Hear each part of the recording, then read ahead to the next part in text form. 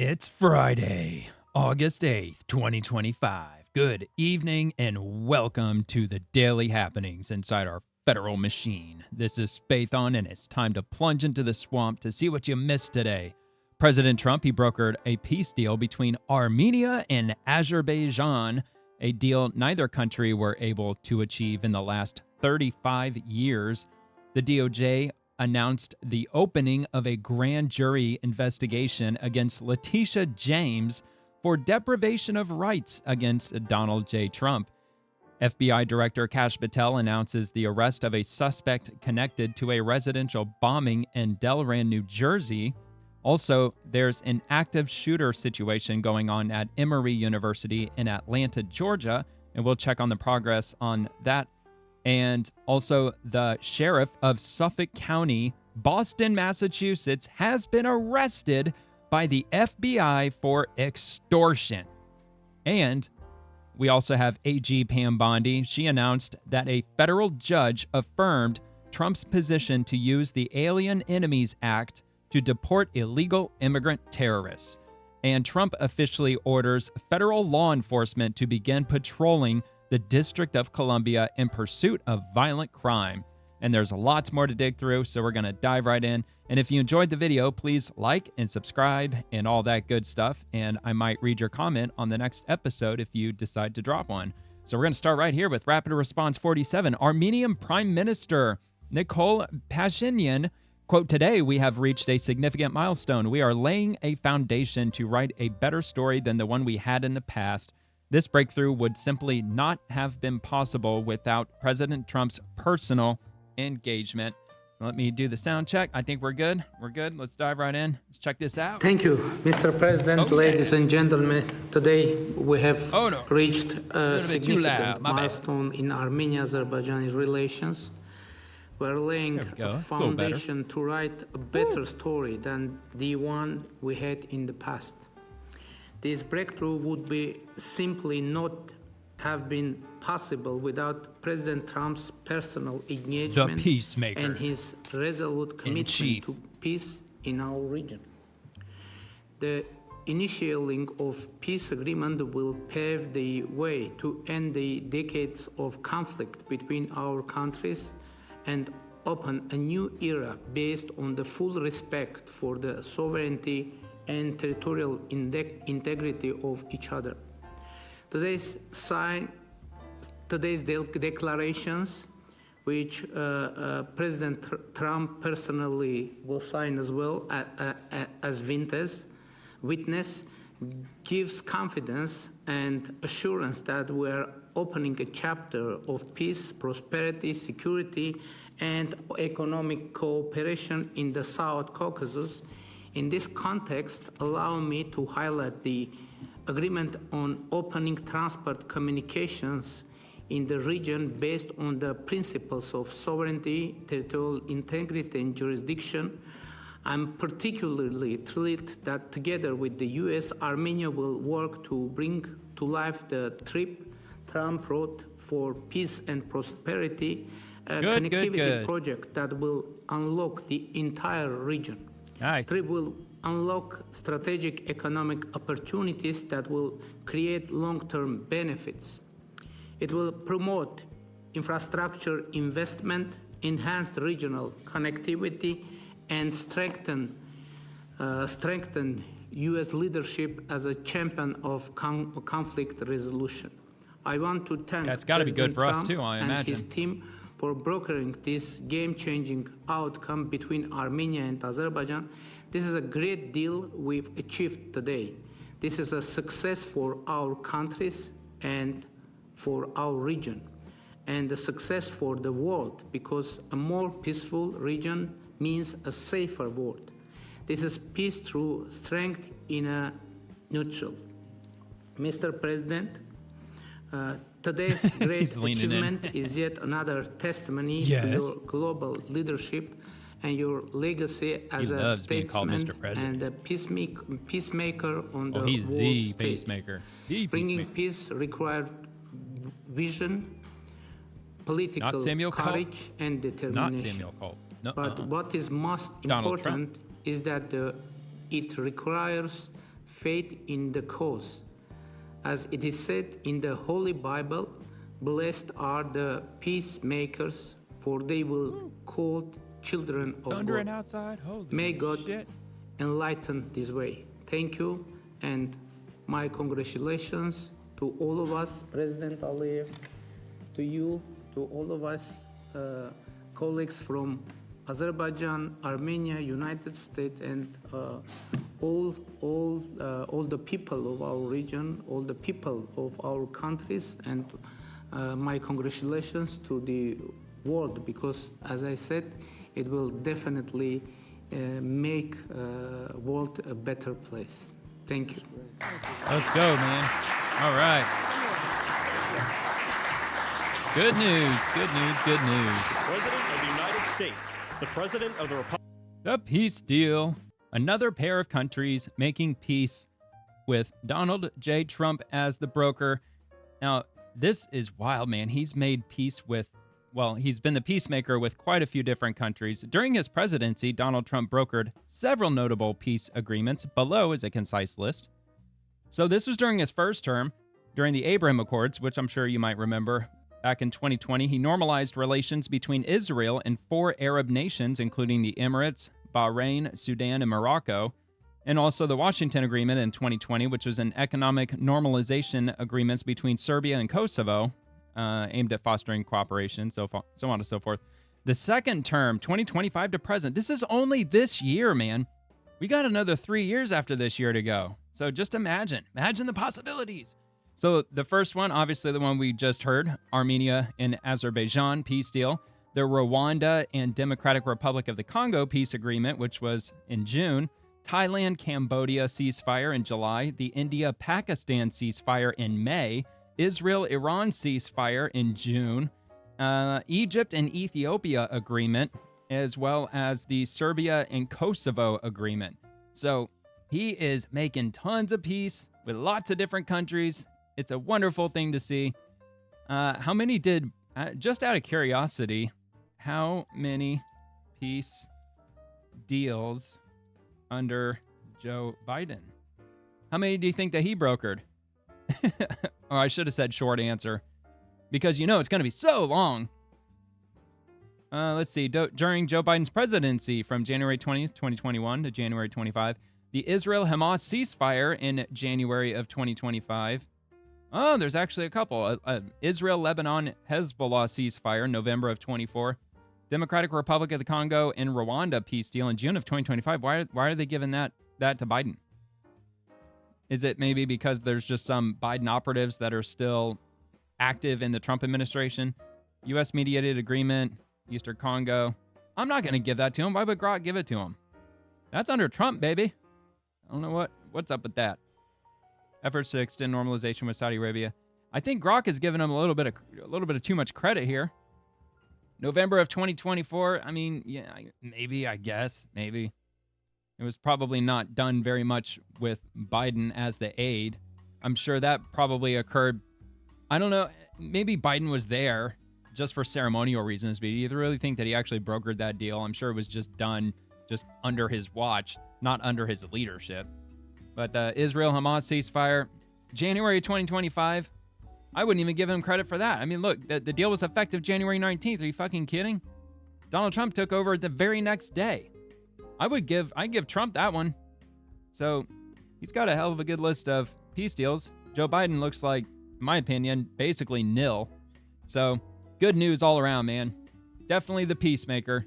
For sure. And we have another one from the White House. For more than 35 years, Armenia and Azerbaijan have fought a bitter conflict that resulted in tremendous suffering. Many tried to find a resolution, and they were unsuccessful. With this accord, we've finally succeeded in making peace. President Trump. And there they are, signing the peace deal. Really good shot. Great picture. Here's another good picture right here from the GOP. Taken, well, it was shared about an hour ago. So another good photo, good Kodak moment they were sharing there. Making peace. Man, it is thundering and lightning like crazy outside right now, man. It is absolutely nuts outside. Hold on, I got to take a look real quick. I'm telling you, man, you might not believe me because last night there was tons of lightning happening. See, look at this shit, man. This is happening right now. Holy moly. I hope we don't lose power. All right, where am I? I am like roughly in this. No, I'm not. I'm roughly in this area here. So, yeah, there's a lot of action. A lot of crazy lightning happening all over the place, dude.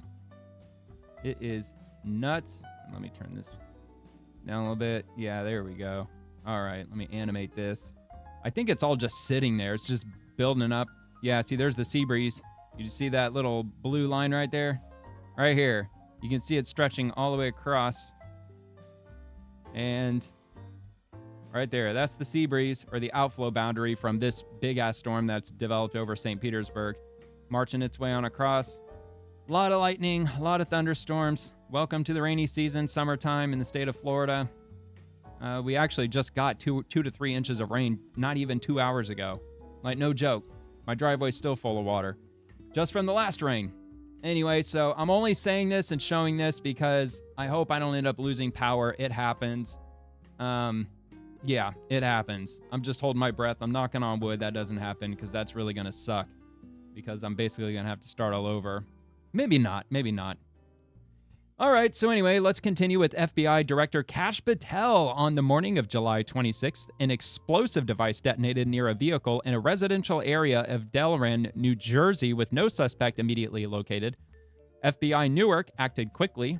They pursued the case and yesterday arrested Michael Patrick Takix Jr., who allegedly built and detonated the bomb, targeting a former supervisor he worked with. Damn, dude. That's terrorism, correct? I mean, maybe it's not terrorizing a group of people or a race of people or whatever, but holy shit. Well done to our agents. Well, I mean, attempted murder, no doubt. Anyway, well done to our agents, intelligence teams, FBI Philadelphia, and law enforcement partners who quietly worked nonstop on this case and did an outstanding job. Very, very cool. So, FBI Newark, Pennsylvania man charged with unlawfully possessing and transporting an explosive device with intent to intimidate and damage vehicle and other property. So intent to intimidate. So doesn't really meet the category of terrorism, which I'm sure it doesn't, because I don't think targeting one single person would probably fall within the lines of terrorism. I think you have to target like a specific group of people. Maybe I'm wrong. I don't know. I'm no law expert. So let's see what they say here. So we learned that a bomb was placed under a person's vehicle and it exploded before dawn on a Saturday in Delran, New Jersey. Our agents, intelligence analysts, and bomb technicians, evidence response team, and task force officers with state and local police agencies rushed to the scene and immediately began searching for a suspect. We worked around the clock and developed evidence in just days to allege Takax, I don't even know how to say his last name, Takax built the bomb and took very specific steps to avoid detection. Our most important mission in these types of investigations is to protect the public from injury or death by preventing additional attacks. The people of New Jersey do not always get to see the swift and incredible work done by the FBI and our law enforcement partners, but this case illustrates what we do, and the way we do it is vital to the communities we serve. FBI Newark, SAC, Stephanie Roddy. So there you go, man. They got him. They acted pretty quickly. It took a couple of weeks, but hey, they got him. I'm sure that's relatively quick when it comes to investigating something like that, especially if dude wasn't caught on camera leaving the scene. I imagine there's probably doorbell cameras, ring cameras, and security cameras and all that in the area. So, but yeah, they got the guy, so that's a good thing. So this is from the New York Post. Check this out. A foreign investor has quietly spent $65 million for Malibu real estate charred by January's wildfires. It has begun. The worst fears by the residents of the Pacific Palisades. That's exactly what they've been worried about. They've been saying it since it first happened. Some of them were like, look, watch. They're going to stall. They're going to set up a shitload of red tape. They're not going to let us to rebuild fast enough, and next thing we know, there's going to be eminent domain or I don't know, certain government tactics that they'll try to employ in order to essentially steal everyone's property out from under them. They already had a bill that was put through the Senate, which they stopped because the public found out about it and they freaked out. Some senator in California, some state senator, was trying to pass legislation that would essentially give the California government the ability to buy up an undisclosed amount of land in the Pacific Palisades, but only the land that was destroyed by fire. And they wanted to use that land not as an easement, they wanted to use it for low-income housing and homelessness housing. How do you like that? So needless to say, people were freaking out about that. If you check my channel, if you go back a couple of weeks, I actually did one specific video on that. I think that was the last one particular video that I did on a single subject. Absolutely crazy. So that's happening. I'm sure there's probably plenty more of that down the road. Hopefully not, but I wouldn't expect anything less from the California Democrats than to essentially just steal up land out from under you for pennies on the dollar. Because 65 million, you probably, like, what do they buy? They probably bought, like, all this shit for, like, 65 million. That wouldn't surprise me at all. Like, a whole row of properties. Maybe not. Maybe he only bought, like, one little tiny parcel of land, but probably not. I mean, come on, let's be real. 65 million for charred property. And you know that they did some deal with somebody. Well, it's charred. We have to level it. We have to re-manicure the property and this, that, and the other, and given every reason under the sun as to why they should pay just pennies on the dollar. All right, so let's move on to ABC News. From 46 minutes ago, breaking, Emory University reported an active shooter on its Atlanta, Georgia campus on Friday. Run, hide, fight, avoid the area, the university said. I thought that was a very interesting choice of words because isn't that the exact name of the Daily Wire's first feature movie that they ever put out? Wasn't that called Run, Hide, Fight? Or am I just imagining things? I think that's what it was called. So let's see. And I'll try to see if I can get some information to see if it's still an active situation. Let me actually go ahead and let me bring up another. Wait, where the hell did my other tab go? I had another tab. Now I don't. All right. Let's see if I can get something going here. I want to try to see if I can get something live, assuming that it's still an active situation. Maybe it's not. It might not be.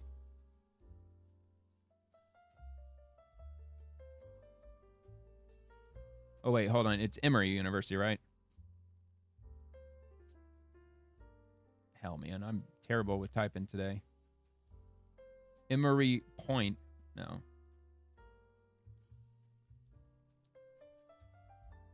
Let's see if we got something live. Here we go. Live. This is Associated Press. There's only 200 people watching. I mean, maybe it is over. Maybe they're just wrapping up their coverage now. Maybe.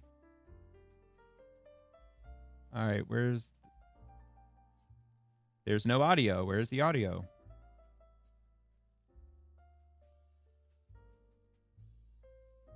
What's up with that? It's got volume. Damn, that's a lot of cops. Holy moly. Let's try this one. See if there's anything happening here.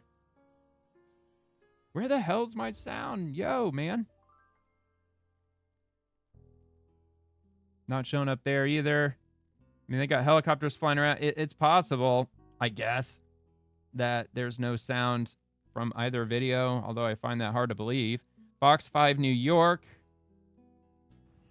There's some sound. All right, we got sound. That was just a wild coincidence, I guess. Just two videos in a row, two separate feeds. Neither had sound at the time. Okay, let me make this a little larger.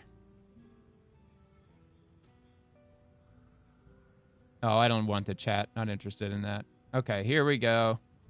Let's take this back a bit. All right. So they're in front of the emergency room. That's not a good sign, of course. All right, let's see if we can get any info from this guy here. Because of the police response to the scene that is immediately adjusted at different times. All right, let me go back just a tad here.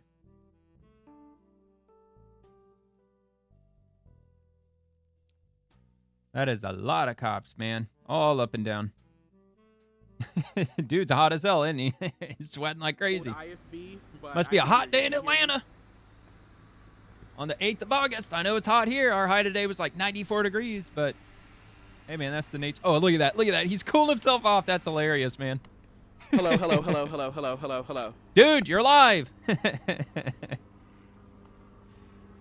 Nobody's screaming in his ear. You're live right now. The fuck? What the fuck? I am up where Scott is. That is just right below that. That's hilarious, CBS. man. I was able to walk closer. When field reporters don't realize they're live. He's freaking fanning himself with some portable fan. Okay. Stand by. I'm gonna move. Oh, no, that no. way. You're live right now, dude. You're all over the internet. I'm recording this right now. Better believe this is getting captured. It's going all over my X account. I'm going to embarrass the shit out of you. I'm just kidding, man. Nobody gives a shit.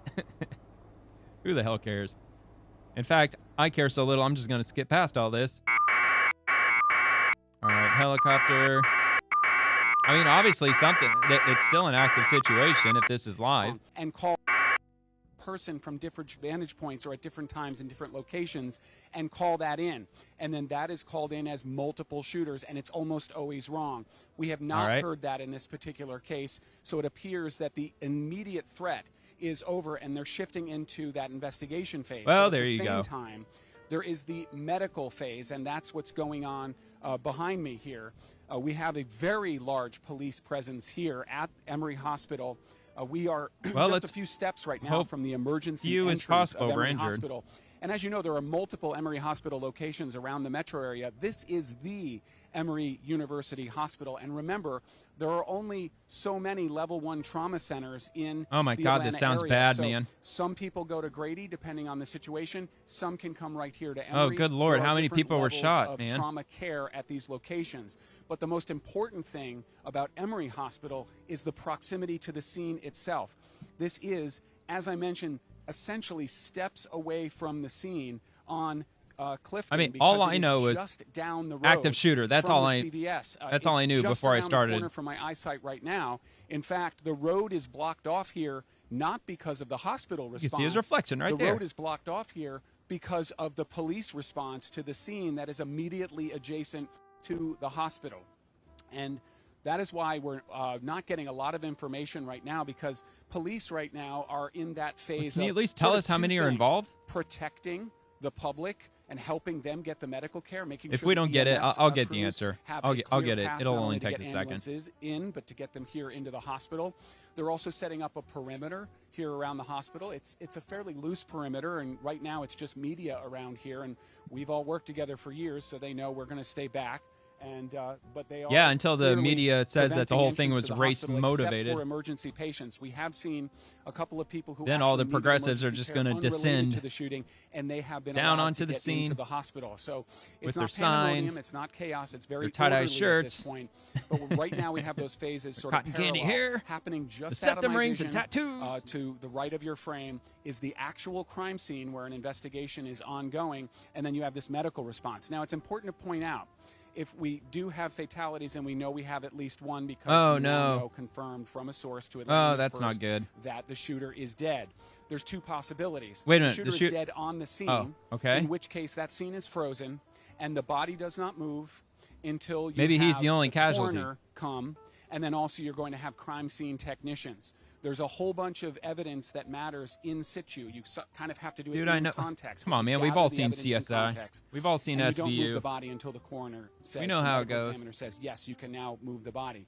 There's another possibility, and that is that the shooter either was alive or they were trying to save the shooter's life. Remember, it's the policy of every major police department in Metro Atlanta. Once he's disarmed, they have to try to save him. Passes, even if you have turns used from a lethal suspect force, to a or a quote-unquote third party victim. has used lethal force to stop a shooter, once that threat is passed, you then provide medical aid. In fact, every Atlanta police officer carries a tourniquet. They also have stop the bleed packs.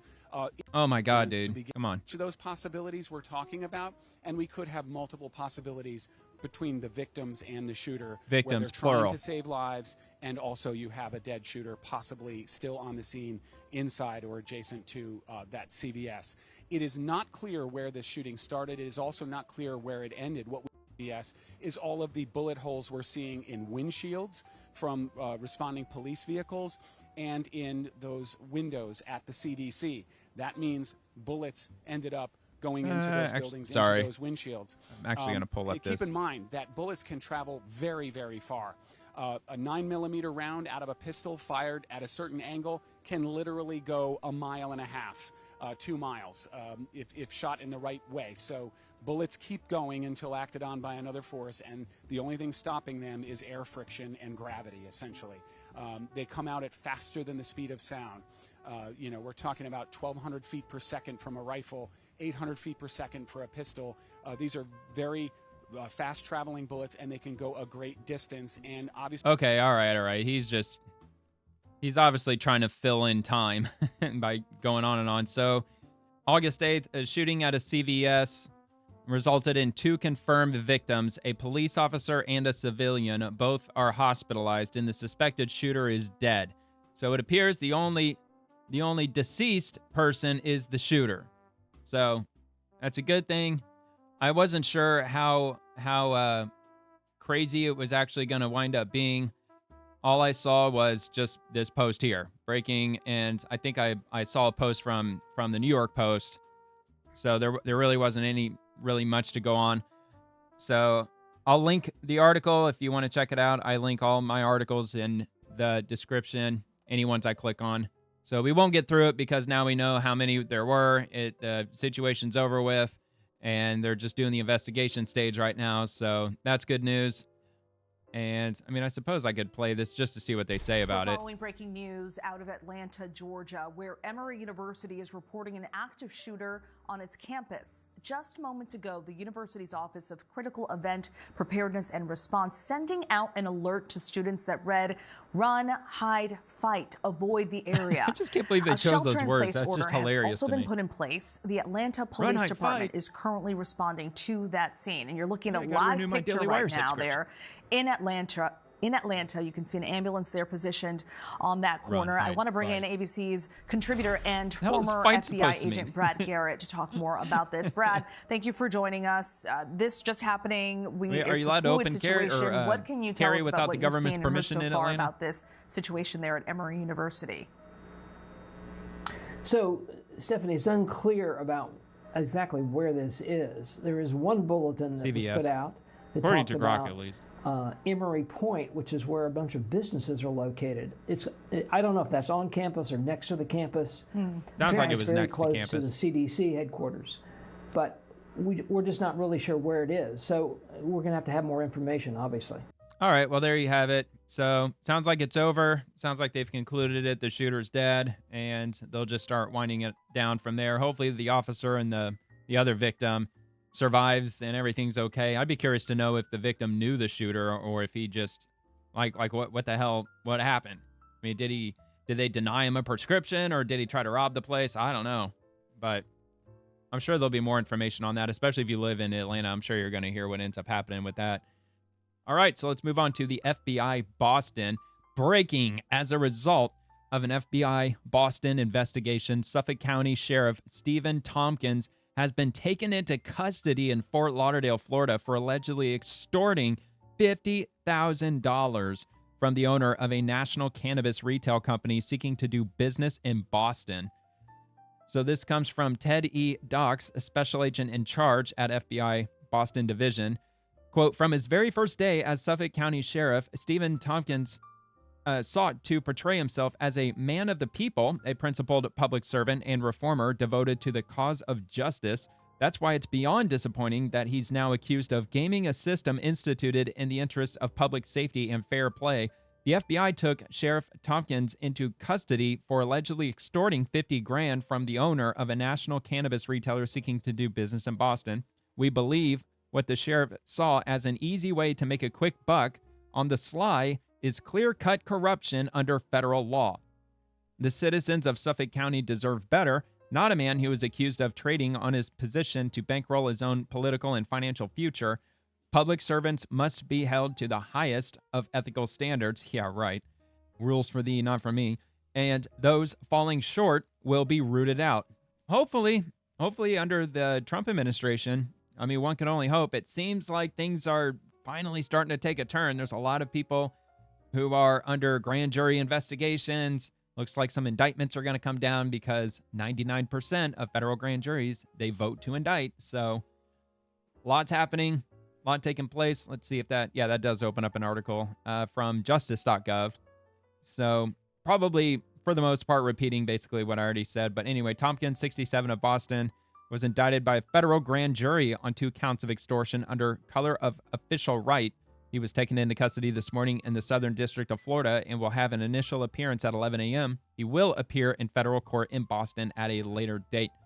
So a couple of years ago in 2023, I sat on the grand jury for the 6th Judicial Circuit of Florida, and it was about 7 months, I think. It was a long time, man. It was the majority of the year. I didn't have to go every single day. I think it was for the most part, it was only once a month, but we had to be on call to show up like in an instant, basically, if we had to, which thankfully that didn't end up happening. But with having experienced the grand jury, once you vote to indict somebody, the judge leaves the room before you make the vote. Everybody leaves, the prosecution, anybody involved, all the attorneys and the judge and everybody. And we deliberate, and then when we're ready, we knock on the door. Prosecution comes in. They notify the judge that we've made a decision. So the judge comes in. He hears our decision. And once we vote to indict, he takes out that arrest warrant, and he signs it right in front of all of us. He signs it, hands it off to a sheriff, and they go after him. So pretty wild. I mean, like one of the cases that we had, there was a guy, he committed murder. All of them were murder. We indicted like 17 people for murder in total. But one of the guys who we were hearing with regard to a murder, we ended up voting to indict him. He was in Atlanta. They knew he was in Atlanta, but they didn't know exactly where he was. But he committed the crime in Tampa Bay, and it was like a 3-year-old crime. They finally wrapped up their investigation, and they got enough evidence to indict this guy. So any murder in the state of Florida has to go before a grand jury. So we voted, and the judge signed the warrant, and the sheriff left, and the jury left for the day. And then when we came back next month, one of the guys in the grand jury asked if they ended up ever finding that guy. And he's like, oh, yeah, we got him. He's next door. He's in the jail. He's in the county jail. He's like, oh, yeah, we got him within like 24 hours. He's like, yeah, we knew where he was. It was just hilarious, just the way that worked out. But one of the most interesting ones that we heard was a cold case from 1986. Man, that was a wild one. They had they showed us the photographs. Of course, we saw everything, like the body. We saw pretty much whatever it is you could think of. We saw the evidence, the whole 9 yards. So it was quite a wild experience, man. Like the odds of you getting put on a grand jury is like something like 1 in 1,000 or like 1 in 5,000 or something. It's extremely unlikely that you'll ever have to be on a grand jury. But I know in my district, in the 6th Judicial Circuit, if you are called to jury duty on a Friday, because jury duty selection is always on a Tuesday or a Thursday, but if you're selected to show up on Friday, that's grand jury duty. And if you show up, if you're within the first 24 people, if you're within the first 24 people to show up, you're on the grand jury. That's it. They're not going to do the whole jury selection process like they do typically with criminal trials, which is a daunting process. I did that back in 2009. This was my second time on a jury, or selected for jury service. And that's the way it went. I was the 4th one to show up because I didn't want to be late. I'm very punctual, so I showed up. I was the 4th one to show up, so I sat in the 4th seat, and they designated me with juror number 4. So the first 24 people to show up, they were on the grand jury. And the last, I think it was 2, the last 2 or 3, they were... No, never mind. They didn't do alternates. I don't think they did alternates because they had more than enough. I think in the state of Florida, you have to have a minimum of, I think it's like 16 grand jurors in order to vote for an indictment, something like that. But anyway, I'm not going to keep going on about that. I just know, like, they just keep bringing up grand juries, man. Everybody's getting indicted by the grand jury now. Like, they're talking Leticia James, and they're also bringing out the grand jury with regard to the Epstein files. Looks like the same thing's happening with the Russia, the Trump-Russia collusion bullshit, the big Russia hoax. That's happening. So it's been popping up in the news a lot lately, and it's bringing back memories.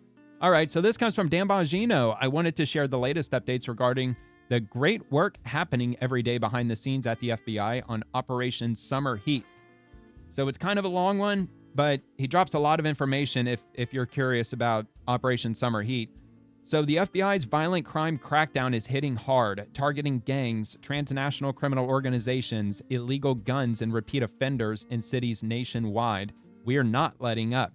This week alone, your FBI teams, alongside our state, local, and international partners, arrested 134 subjects. The FBI's Child Exploitation Operational Unit and our Violent Crimes Against Children International Task Force arrested a 36-year-old Irish national who was charged with sexual exploitation of a minor and coercion and enticement of a child. There were dozens of victims that are now relieved to know this suspect will face justice. Since the kickoff of summer heat in late June, the FBI and our law enforcement partners continue to get dangerous drugs and criminals off the streets. 123 kilograms of fentanyl was seized before hitting our communities. Damn, dude. I believe in Canada, in total, they seized, it was, I believe it was 35 either pounds or kilos, probably kilos, that they seized for the entirety of 2024 in Canada. Of course, their population is like a tenth of the size of ours, but still, I mean, that just goes to show just the FBI, I mean, just since June, man, just since June, they've already confiscated that much, which I'm sure 123 kilograms is probably enough to kill every single American like 10 times over. Something like one single milligram is like a lethal dose, or maybe it's 2 milligrams. It's like practically nothing. I mean, there's cops that have died from fentanyl poisoning by just opening up a bag in somebody's trunk and just inhaling a few grains of it. I mean, that's enough to deliver a lethal dose. It's crazy, man. But anyway, 3,329 total subjects have been arrested and 770 subjects have been indicted.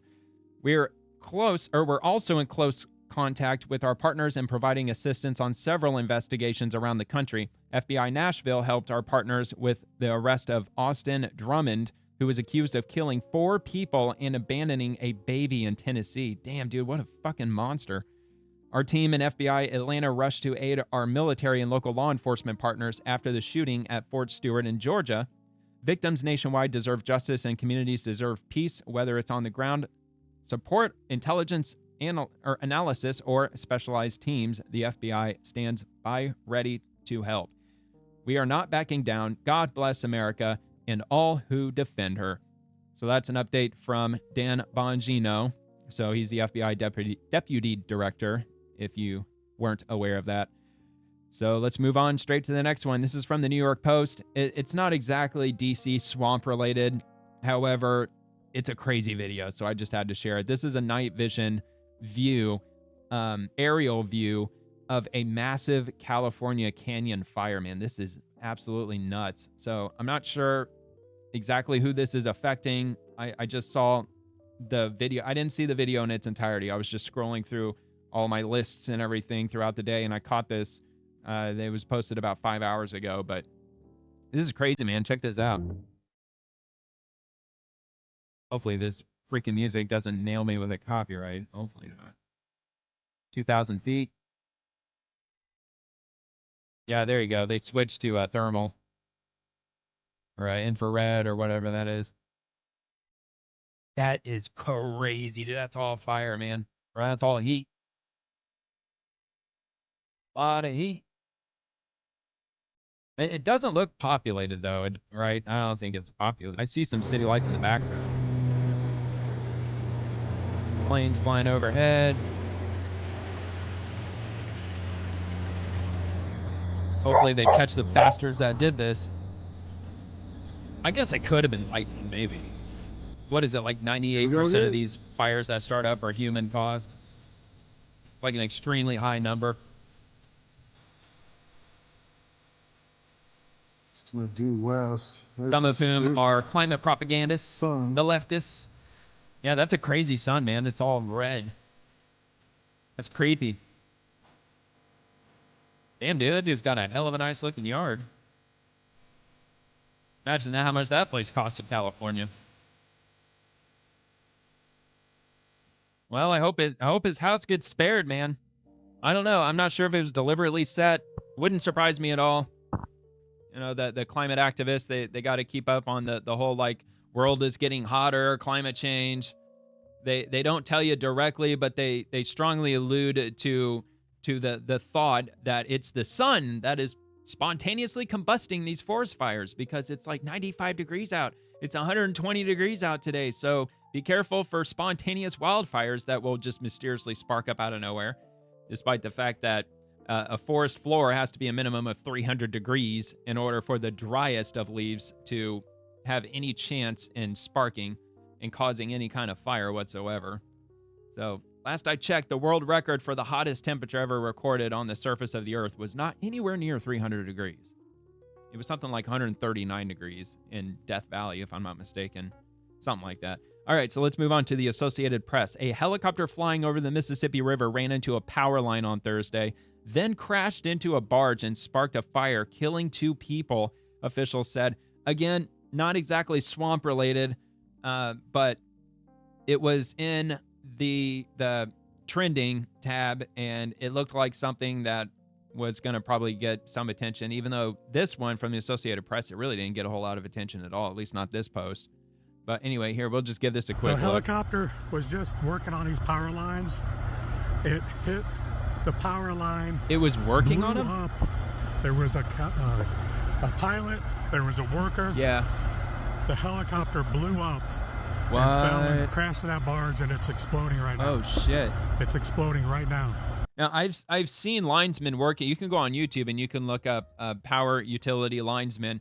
They will do that. They will lower, like on a harness, the helicopter, they'll lower a linesman on the power line. He'll harness himself to the power line, and they'll service.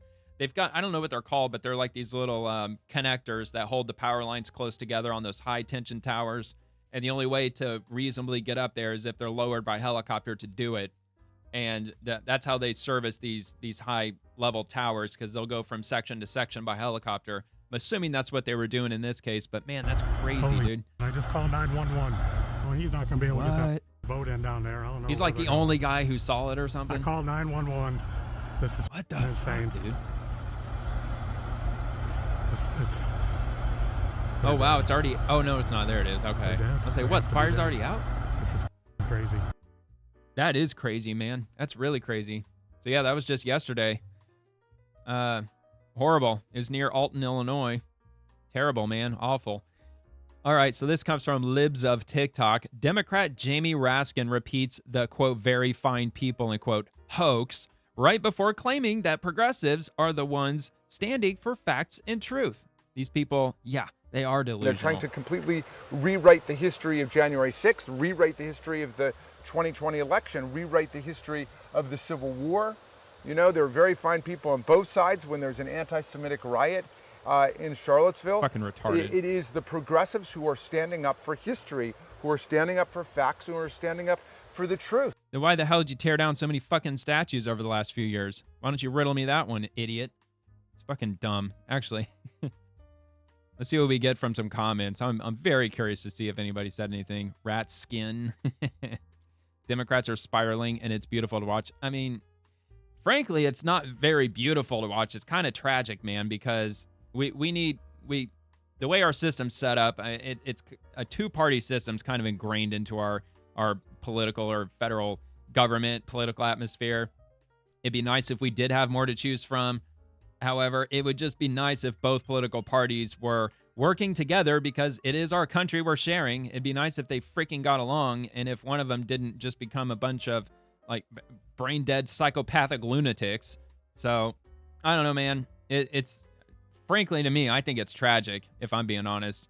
Anyway, so yeah, I did actually play this video just the other day. Yeah, on August 1st. I'm sure I probably played it on that day, showing the Democratic Party's like absolute collapsing numbers here. Let's give this a watch real quick. The Democratic brand is in the basement. It is total and complete garbage in the mind of the American public. The Democratic Party's net favorable rating, record lows in all three. Wall Street Journal, 30 points underwater. CNN, 26 points underwater. Gallup, 26 points underwater. And that is being driven in large part by discontent within the Democratic base. The Democratic base wants something different. We'll ultimately end up seeing who they choose. It'll be quite the thing who ultimately gets the rose. I mean, look, I can't deny that this is this is satisfying, because it is. It's very satisfying to watch this, because they have absolutely lost their minds. They've been doing, it appears they've been doing anything they can to just railroad this country into oblivion, and it's infuriated millions and millions of people. I mean, Trump won all 7 swing states. He won all of them. He won the popular majority vote. First time a Republican has in 20 years. So that should say something at the very least. And hopefully, the Republican Party, hopefully they not only keep on winning, but hopefully they will find their freaking balls and they'll start playing hardball just along with the Democrats, man. It's at the point where they just basically got to fight fire with fire. They got to quit just sitting back and taking it. It's really frustrating. So anyway, they're not delusional. They're corrupt. Yeah, absolutely corrupt, 100%. And it's pathetic that the Democratic Party allowed them to get as corrupt as they've become. They just thought they could get away with anything. It's like they've taken just parts out of the communist playbook, many parts out of the communist playbook, and a lot of them truly believe, in my opinion, that they're at the point now where they just think they could get away with just about anything. Just how brazen that they've been with just all kinds of shit over the last 8, 9, 10 years. I don't know, man. Something about Donald Trump, he absolutely just shattered their brains, completely broke their brains. And I'm still trying to figure out why. Why the hell? I just don't get it. He was a lifelong Democrat, man. He's from New York City. And he's donated probably countless of millions of dollars, probably overwhelmingly more often to Democrats than Republicans. I don't know. I'm no Trump history expert or anything like that. I just think it's absolutely wild. So, no, they are designated liars. There is a difference. Only some will do this. It's a recognizable pattern. Watch the pattern. When they speak, it will always be the opposite of the truth. It is. More often than not, it appears to be just that. Or whatever they accuse the other side of, they're already guilty of exactly that. Randy Newman had a great song about people like Raskin's size. All right. Delusional would imply they don't know they're lying. Yeah, good point. If you talk to these people, they totally know they're lying, and they just think it doesn't matter because of the larger truth. And if you've watched a lot of the protests from live streaming YouTubers' perspectives in years past, especially during the summer of 2020, you'll notice, even if they're not presenting themselves as conservatives, the YouTubers, if they just go up and they just appear to like they're dressed like them. One of the YouTubers, he actually carried a backpack full of White Claws with him. And I can't remember who it was. I wish I remembered who it was. But they went to the Kenosha, Wisconsin riots and everything, like where oh crap, what's his name? Kyle Rittenhouse, where that whole thing unfolded. And he was carrying White Claws around as like a gesture of goodwill, so to speak, because he was trying to get people to interview some people to find out, what they're doing there and all this, that, and the other. Well, some of these protesters, they have these handlers. They wear yellow vests, like construction vests, and they are the speech police, for lack of a better term. And they work with these activists, and they will just keep watch of the whole crowd, and they'll look out for people who walk up and they start talking with people who don't appear to be part of their cause. And the people with the yellow vests, they'll walk up to the protester who's talking with somebody. They will physically put their hands on their shoulders and they will turn them and start moving them back into the crowd. It's like herding fucking sheep, man. It is creepy. They're in a cult. It's a cult. I don't know what else you could call it, man. I mean, they've devolved into an effing cult. It's mind-blowing. So, all right, yeah, anyway, I got a lot to get through, so it is Friday. I guess I technically have some time, but I really don't. I still got to cook dinner, man. I'm making broccoli cheddar soup tonight with some sourdough bread. Oh, yeah, it's not from the can either, man. I'm making this shit from scratch. At least it's from scratch as the grocery store allows me to make it. I'm not growing the broccoli in the backyard or anything like that. So, all right, so let's move on to this one. Attorney General Pamela Bondi. Oh, man, I had it a little smaller than I usually do. My bad. All right, now that I've got it sized to fit well. Attorney General Pam Bondi, our Justice Department attorneys just secured a major victory defending President Trump's use of the Alien Enemies Act to deport illegal alien terrorists. The D.C. Circuit Court of Appeals, D.C. Circuit Court of Appeals affirmed what we've argued for months. Judge Boasberg's attempt to sanction the government for deporting criminal alien terrorists was a, quote, clear abuse of discretion, end quote, failed judicial overreach at its worst. We will continue fighting and winning in court for President Trump's agenda to keep America safe. Good news, great news, awesome, incredible. That's a good thing. Yeah, all these judges with their overreach, and it's like every single executive order, it seems, that Trump signs, there's some Obama-era judge or some progressive judge, left-leaning, Democrat, whatever buzzword you want to use. They're just so quick to try to put a stop to it. And it's extremely frustrating, but, you know, I get the whole checks and balances thing, but when they're just targeting very specific things that appear to harm Democrats in one way or another, more so than Republicans, then they're so quick to try to strike down Trump's executive order. Like with criminally illegal aliens, for instance, they're trying to put a stop to the deportation of any of them because it helps with their population numbers in large cities in order to try to gain more congressional seats in the House. Because the U.S. Census, I'm completely against it, but they count illegals in the census. Because technically the census doesn't specify American citizens specifically. It just wants to know how many people are in the country at the time of the census. So what does that mean? That the people that are here on vacation, are we counting them too if they just so happen to be here in the year that the census is gathered? Probably not, but I mean, if they're not counting them, then they shouldn't be counting illegal immigrants because they're not residents, residences, or whatever you want to call it. They don't reside here, at least not legally. So, but Trump already said that he's redoing the census this year. They're going to try to get a more accurate number, and I'm not sure what his plan is to do with that number, but I think it's a good thing. I don't know if they're going to have the power to use that legislatively as far as for the next election as to how many House seats might be available or might be gained in the House by Democrat or blue areas. Not so sure about that. Hopefully there will be some way that they can use that number. But that's what Democrats are trying to do. They're trying to keep as many illegals here as possible because what was the number? Like 800 and something thousand people per congressional seat, or like 840,000. I don't know, somewhere around there. Maybe it's not that high. It might be like 400,000 or so. Matter of fact, while I'm on that subject, let me just look that up real quick so we can learn something new today. Let's see if we can learn something new.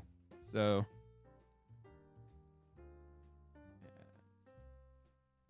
oh, where did it go?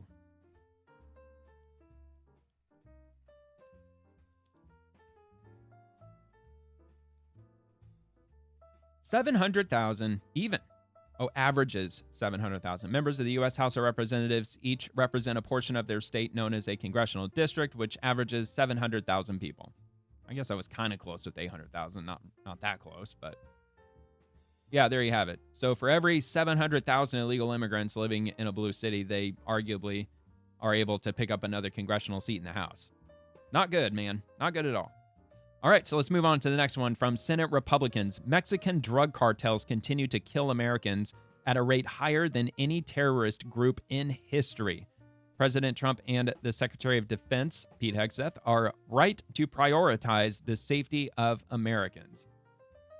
I just think it's unbelievable that our country hasn't declared an all-out war against the cartels to the point where we tell Mexico, look, I know we're neighbors. I know we got to try to get along, but you're not doing anything to stop these cartels. So we're moving in. We're going to bring in boots on the ground, the full-on U.S. military, and we are going to just knock every single last one of them the fuck out. Eliminate every one of them. I just don't understand why we haven't done that. We didn't do it in the 80s, did we? I don't think we did it in the 70s. We just haven't done it. It's almost as if our government just wants to continue pretending that they just don't exist. But on the other hand, there's a lot of employment with drugs, with narco and illicit substances, narcotics, a lot of jobs, a lot of agents. There's a lot of bureaucracy.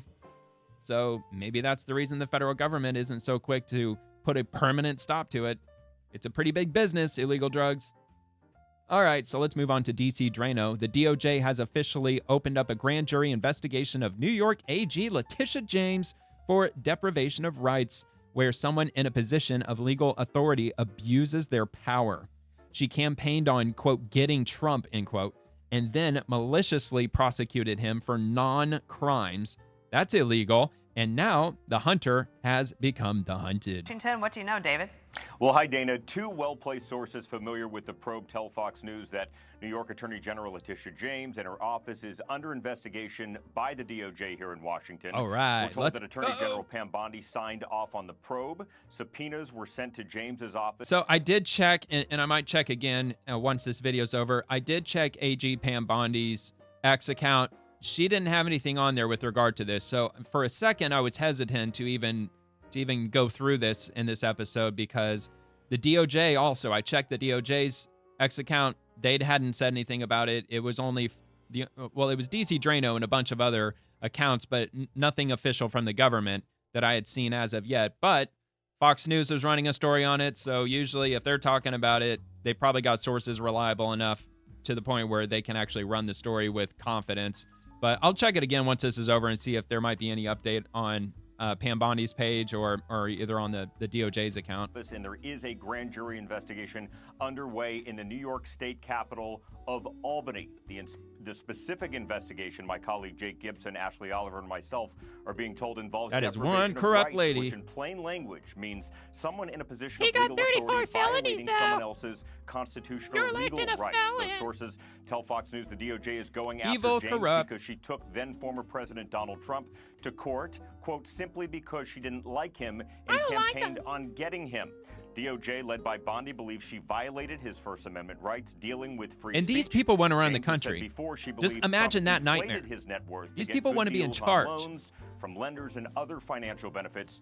Ms. James won in a court judgment of over $450 million against the Trump organization. Unbelievable. Trump is appealing, and it's pending. The entire scope of the grand jury probe in It's all Albany, bullshit. Dana, is unclear. Grand juries are secretive, but we've learned from these well-placed sources it stems from a recent strike force set up inside the Justice Department to investigate an alleged plot to tie Trump to Russia in 2016.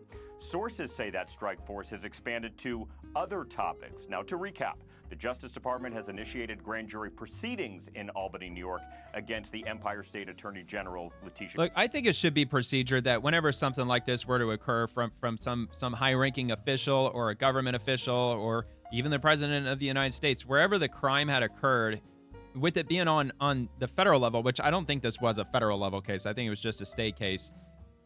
At the very least, it shouldn't be held in the exact city where the guy's from. They should be holding it somewhere else in New York at a minimum, if not even in a different state, which I don't know about state trials. I don't know if they can actually do that. If they could relocate it to a whole nother state, they probably could. But you think that in the interest of justice and fairness, and they give their oaths to the Constitution, the prosecutors and everybody else who's working, the judges and all that, you think that they would be perfectly fine with relocating it to another jurisdiction just for the sake of fairness and justice and everything. But we all know this was all politically motivated. They just don't like Trump, and they wanted him to suffer to the farthest extent they could possibly get him to suffer, including prison and bankrupting him and the whole nine yards, man. But remember, this is important. A grand jury simply decides if there's enough evidence to indict. Yeah, that's it. They don't find anybody guilty. Very early in the process, and no one, as I speak to you right now, is facing any charges at this time. Fox News reached out to Attorney General James's office multiple times, but we've yet to hear back. Dana? All right. Well, I mean, if they hand down indictments, then the judge will sign a warrant for her arrest, and she'll be arrested. Or at the very least, she'll be indicted. I know sometimes certain people, they get special treatment that they don't actually get a visit from authority. Well, they probably still get a visit from authorities either way, but they won't like handcuff them, book them, mugshot them, and all that. Instead, they'll just consider them under indictment. So I don't know. We'll just have to see how that plays out. But I'll check, see if I can find. Did I get rid of it? I think I got rid of it.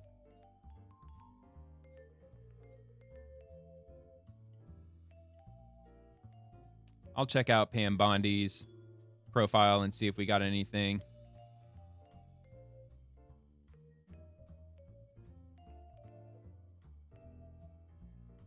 Last I checked, there wasn't anything. Alien Enemies Act, we went over. That's not it. That's not it. We're going to get to that in a minute. And this was from August 6th. So, yeah, so nothing with her yet. And let me see if I can just find it quickly. Here it is.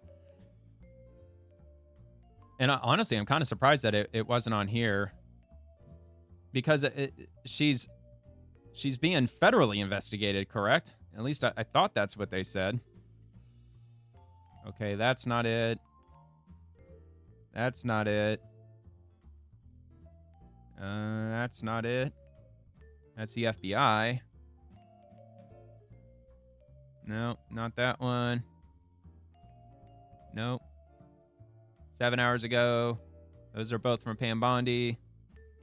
And 21 hours ago. So no, nothing for Leticia James, at least not from the DOJ. So they must, maybe they're waiting to get an indictment returned from the grand jury, or maybe it's not an official done deal just yet. We'll just have to follow the progress. I'm sure I'll hear something on it once it moves any further than where it's at right now. All right, so let's move on to the Department of State. Quote, talks with Hamas fell apart on the day Macron made the unilateral decision that he's going to recognize the Palestinian state. So those messages, while largely symbolic in their minds, actually have made it harder to get peace and harder to achieve a deal with Hamas. Go figure. You notice that the talks with Hamas fell apart on the day Macron made the unilateral decision that he's going to recognize the Palestinian state. Yeah, I wonder why. And then you have other people come forward, other countries say, well, if there's not a ceasefire by September, we're going to recognize the Palestinian state. Because it's exactly what Hamas wants. I basically conclude, let's not do a ceasefire. Right. Because we can be rewarded and we can claim it as a victory. So those messages, while largely symbolic in their minds, actually have made it harder to get peace and harder to achieve a deal with Hamas. They feel emboldened. Wow. Yep. I'm sure they do. They absolutely do. Of course, they're not going to get a deal now that that's happening. And plus, Canada wants to do the same damn thing. They want to recognize them as a sovereign nation. They're out of their fucking minds, man. All right, so let's move on to Tommy Pigott. I still haven't figured out how to say his name just yet, but he's the state deputy spokesperson for State Department, correct? Yeah, the State Department's principal deputy spokesperson. So he says, we are working to get more aid into Gaza without it being looted by Hamas. As Secretary Rubio has made clear, Hamas cannot continue to exist. We want to see as much aid as possible go to the people of Gaza without it being looted by Hamas. We've been clear that we want to see creative solutions, as they always do, that there's a mechanism in place that has been able to deliver but it's the United 110 million meals without We're it not being feeding looted the by poor Hamas. innocent people. We've also been clear in our concerns about how other try. different delivery systems have seen issues when it comes to the diversion of aid. So the specifics, we'll see exactly. The president's talked about wanting to see more aid get into Gaza. We've seen, for example, from this podium, talking about how the ambassador and special envoy Witkoff have briefed the president after their recent trip to the region. We'll see what specifics come out in terms of future steps, but there are many options being discussed. We want to see as much aid get to the people of Gaza without it being looted by Hamas as possible. Yep, because we don't want to keep giving food directly to Hamas.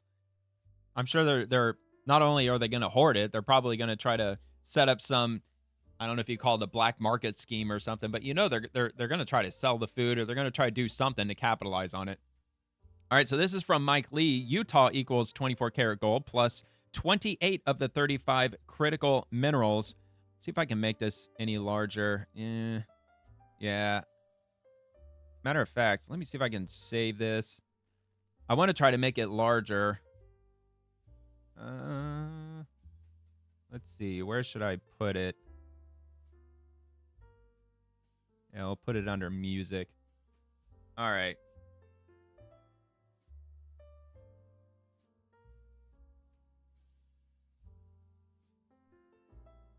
All right, let's see if this did anything.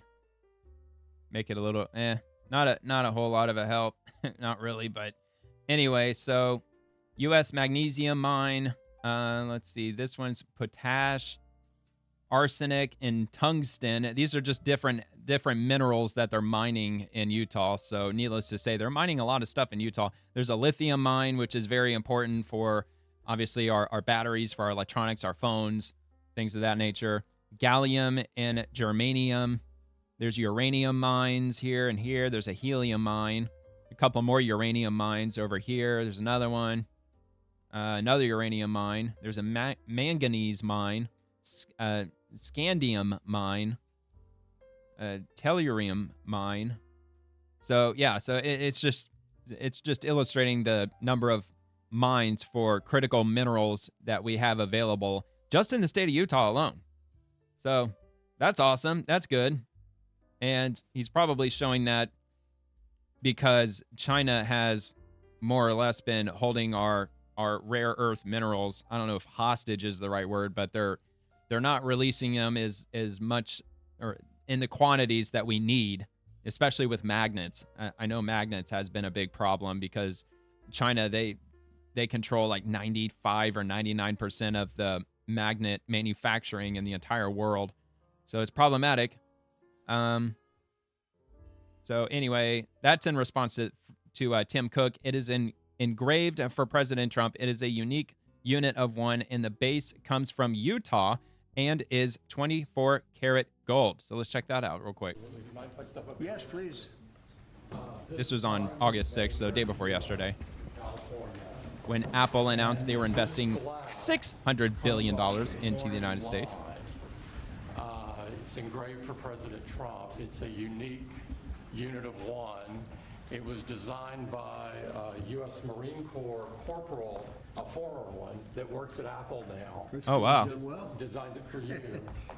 Man, Apple's giving Trump gifts. All right. From Utah. And is 24 karat gold. What? And it sits. He's going to give him a gold bar? Take the liberty of setting it up. Wow. Is that really solid gold? Oh, wow. It sounds like gold. Tink, tink, tink. Well, let's see. There we go. Very nice. Congratulations, Mr. President. Oh, yeah, it's got the Apple logo on it. The great people of Kentucky. What? Great people of Kentucky? He said Utah, President Trump. Did he really just say that? Oh, yeah, that's right. This is X after all. It won't let me freaking replay the video over and over. I have to refresh the whole damn page. All right. So it appears that I just lost my spot, but that's okay. We'll get it back. All right. Where are we here? Oh, yeah, we were just there. We were there and there. There we are. All right, we're back. So from Secretary Kristi Noem, I'm in Chicago today because so-called leaders in Illinois still refuse to uphold the law. Governor Pritzker and sanctuary politicians nationwide are ignoring their oaths, endangering the very people they claim to serve, allowing the worst criminal illegal aliens to roam free and commit vicious crimes. The men and women of ICE Gov, they're saving lives, and we will never apologize for protecting the American people. Your country needs you. So ICE, they're, of course, looking for more recruits.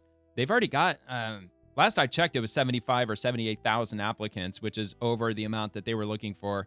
I saw 10,000, which is what they were looking for. I believe I saw 50,000 in another post, but that could have possibly been the $50,000 bonus that or the sign-on bonus that they're offering. Plus, they'll wipe up to $60,000 worth of student debt if you decide to join up with ICE and they take you on.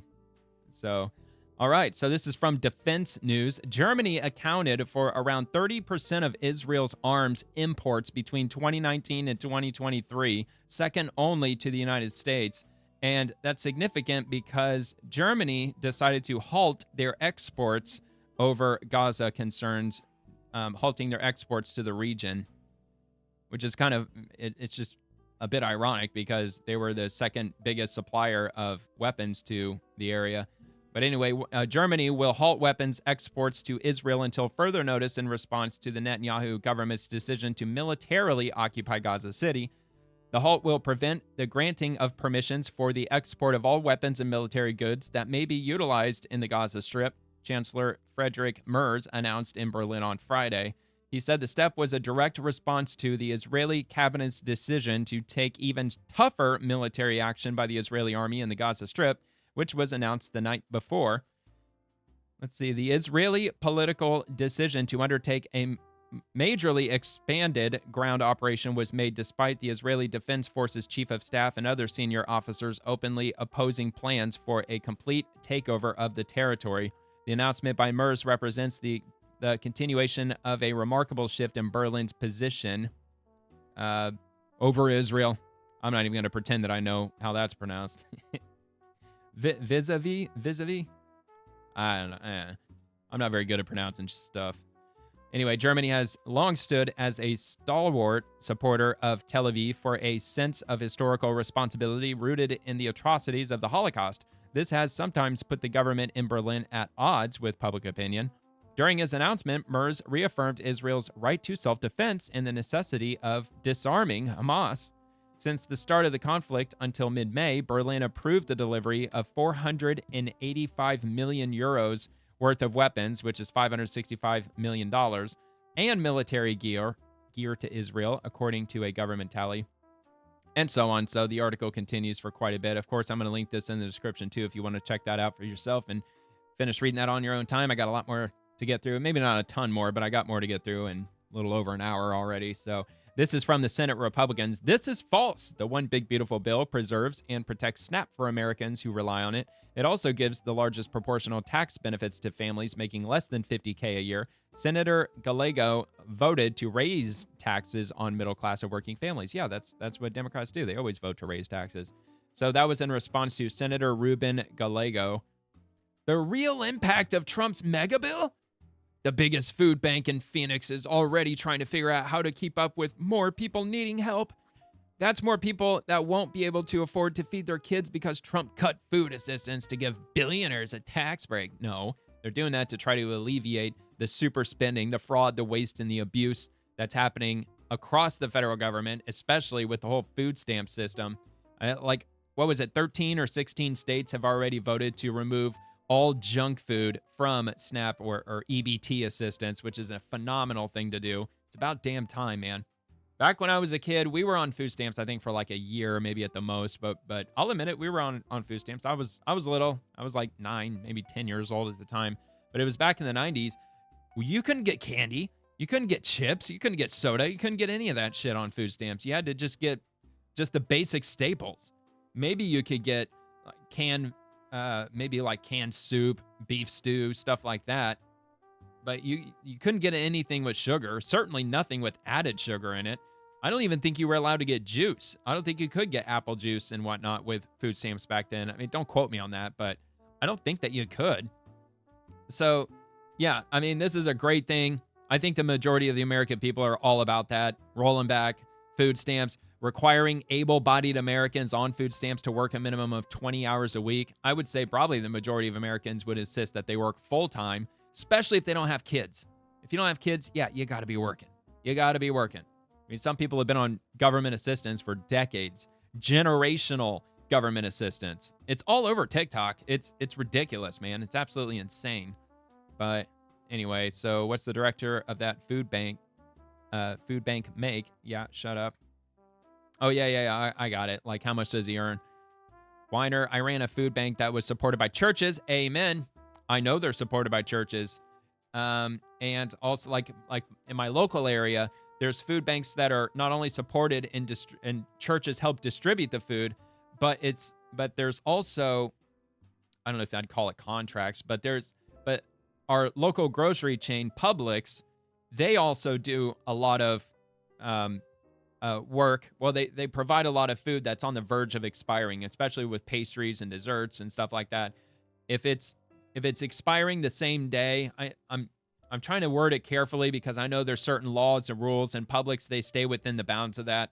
They're not handing over expired food to food banks, but what they do is if it expires on the same day, like if they have a bunch of apple pies out available and they expire on August 8th, well, you could still sell the apple pies in the store on August 8th, but once, like when the evening hours roll in, the local Publix, if they work with a local food bank or a church, they'll come by at like 7 p.m. or 8 o'clock p.m. when they're still open, but it's winding down. They're starting to remove those products off the shelf, and these food banks and churches will pick up that stuff the day that it expires, and they'll take it to a pantry, food bank, and whatnot, and then they'll hand them out to the homeless, the needy, or at least that's who's supposed to be showing up to get this food. And again, if you watch TikTok, there's a lot of people who are just showing up because they just don't feel like buying groceries because they're just expensive. And I'd rather spend the money on nails or going out to get drinks or getting your hair done or saving up for a cruise and all that shit. I mean, I couldn't believe it. I still kind of don't believe it, but apparently Carnival Cruise, they accept EBT on the cruise ship. That's what I've heard. I've also heard that Walt Disney parks, that they also accept EBT with some of their food stands or restaurants or whatever. Fucking insane, man. Absolutely insane. So yeah, needless to say, it's good that they're finally putting a stop to all this shit, or at least they're winding it down significantly. So yeah, some people are going to get kicked off of food assistance. It's because they're able-bodied. They don't have children under 14 years old. They don't have any disabilities. They don't have any documented mental illnesses and things like that. Then I think they should start going after people who have what they say are illnesses, such as like asthma or migraines, things that you can't exactly prove medically. So people will claim that they have it just to get on assistance. And they have to go find a job too. There's jobs that people who have asthma, you can get those jobs and you won't have any asthma attacks. There's plenty of different jobs out there that are not high stress. You just got to go out and get one. So anyway, deport the illegal immigrants. That's also a major problem. Millions of them, I'm sure, are on food assistance too.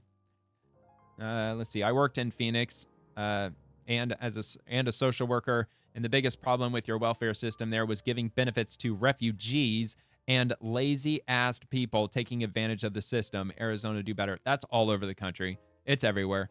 Most of us probably know at least one person who perfectly fits that. Someone who they just don't feel like working. They actually work harder than they would have at an honest job just trying to get government benefits. I mean, there's people who get put on Social Security disability. They're perfectly fine and able-bodied. They just know how to perfectly game the system.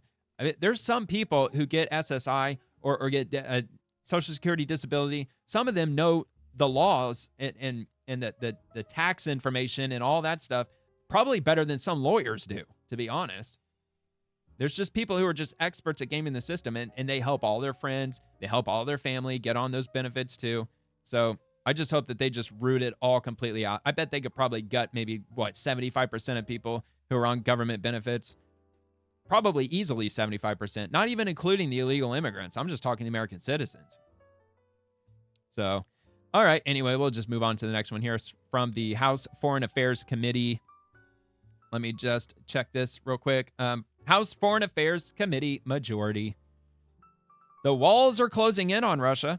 This isn't President Trump's war, but his administration is working hard to end it. That's what real leaders do. Let's check this out. I think what has to take place, whether it's from Steve Witkoff or the president directly or whoever's speaking, a real clear example of how the walls are closing in around Vladimir Putin. Neither side has been brought to capitulation at this point by one side or the other. But it's up to President Trump to go out there and reassure this is what's taking place. He's making a deal today with Armenia and Azerbaijan. Well, Trump's not going until it's a good deal. He's making sure that those that are still supporting Russia and allowing them to prosecute this war, that there's secondary sanctions on those entities that's going to eliminate some of those funds that's allowing Russia to prosecute this war. The walls are closing in. I mean, look, does anybody who's watching this, do you know the real reason, like the fundamental end reason why Russia wants to just take over Ukraine? Is it because Putin is trying to bring back the Soviet Union? I've heard that before. They just want to bring Ukraine back into the fold because they just want to fortify Russia just more and try to bring it back to where it was? Or is it for natural resources? I know usually wars are fought over natural resources and things like that, but is there anything that Trump can do that will get Putin to immediately end the war with regard to like oil deals or natural resource deals? I'm just curious to know that, or if Putin's like, no, we want Ukraine to be a part of Russia, and we're just not going to stop till we get that. That's simply what we want. We want Ukraine to return to the motherland or whatever the hell you call it. I'm just curious about that. I'm assuming the latter is probably the case, because otherwise I think Trump probably would have been able to broker a peace deal by this point, because I'm sure he's probably been working on it. I don't know about around the clock, but I'm sure he's been trying at the very least. I mean, he's already brokered peace deals between like 14 different countries at this point since January. And they will be brought to capitulation one way or another, to include by the military forces of the Ukraine, which haven't been able to do it at this point, but are also being supported by the United States and Europe as well. And that has to be the message, in my opinion, of what takes place to have any movement with Vladimir Putin. All right, and as far as Secretary of State Marco Rubio is concerned, he says this is the goal. Listen.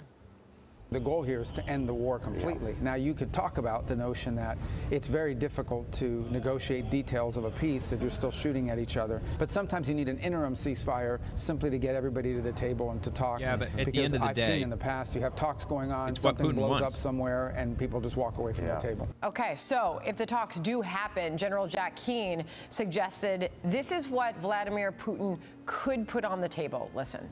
All right, let's hear An it. example of something that Putin could put on the table would be no more airstrikes on civilian populations, and no more airstrikes, moratorium completely, withdraw some troops come from on, some man. He wants more than that. of Ukraine. Stop shooting at us. That he's physically occupying, and make a concession that he'll take control of these other portions of Ukraine. So there's plenty of options.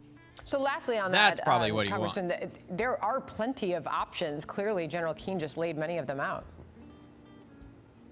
Yeah, many options, but what wasn't discussed right in that clip was that anything that moves forward has to be approved by Ukraine as well, right? And anything that would be any sort of concession of land has to go through the Ukrainian parliament. It has to go through a referendum in that way. So there would be an opportunity to have a vote there. Marco Rubio is absolutely right. You have two sides at the table that are literally warring with one another. President Trump pointed out 14,000 killed last month. And so it is important that he and his special envoy Witkoff are doing this mediation, because without them sitting at the table with them individually, there's just not an opportunity for those two sides to sit at the table with one another right now. I do believe President Trump can bring this to fruition, and I look forward to hearing the debrief from Envoy Witkoff as well about what took place over the last couple of days. Yeah, I don't know, man. It's been going on, 3 years at this point? It's probably not going to be over anytime soon. I'm just surprised that Russia didn't just absolutely just wipe out Ukraine almost immediately. Because I remember early on, there were reports that Russia had over 100,000 troops on the border, and supposedly like 20,000 Russian troops have been killed so far. It sounds like Russia may not just be as powerful as it once was militarily.